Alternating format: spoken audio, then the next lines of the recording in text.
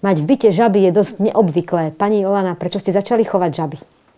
Žabky sú veľmi milé, nenáročné, dajú sa pozorovať a pre mňa sú upokojujúce, lepšie ako rybičky v akváriu. V čom sú lepšie ako rybičky?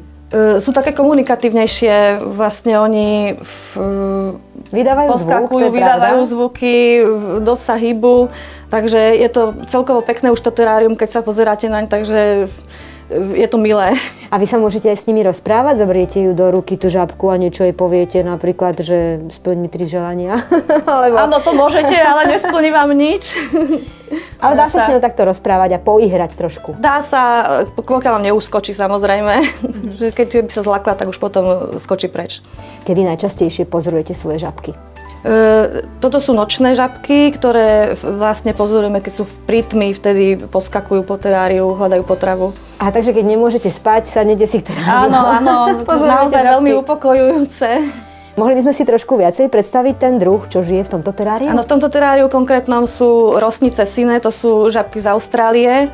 Je to veľmi nenáročný druh, ktorý sa tam vlastne pohybuje všade, je tam rozšírenejší ako u nás ropuchy a podobné žabky. A je to vlastne odporúčané pre začiatočníkov. Aha, takže by to zvládli aj tí, ktorí sa práve rozhodli, že určite v žabke budú tak som sa rozhodovala, áno, presne. No, ale vy máte aj vodné žabky. Mám potom ešte kuňky východné, to sú žabky z Číny. Tie naopak od týchto žiab žijú viac cez deň, vo svetle, tie môžete pozorovať celý deň. Tie sú aj krajšie s farbením, však uvidíte, sú zelené s čiernymi fliačkami a majú nádherné oranžové brúška, že tie sa dajú naozaj pozorovať hocikedy a nevydávajú také silné zvuky, ako tieto žabky, tie sú oveľa tichšie, oni naozaj kuňkajú úplne potichučky. Vedia vám predpovedať počasie napríklad? To nie, tak to nevedia. Nie.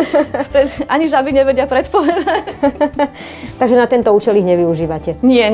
Naozaj len na to znižovanie tlaku na pozorovanie a skrášlenie prostredia, aby sme mali viacej tej prírody v tom byte. Ale je to fakt dokázané? Vám to funguje, že si sadnete a vám sa zníži tlak?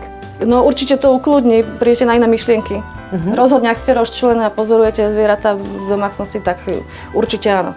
Vy máte v domácnosti veľa zvierat. Mohli by ste tak aspoň spomenúť niektoré, ktoré vás upokojujú?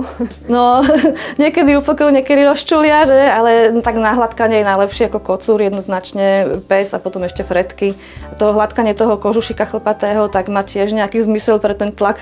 Však to je dokázané vedecky, že ľudia sú zdravší, čo majú zvieratá. Takže dúfame, že budeme dlho zdraví.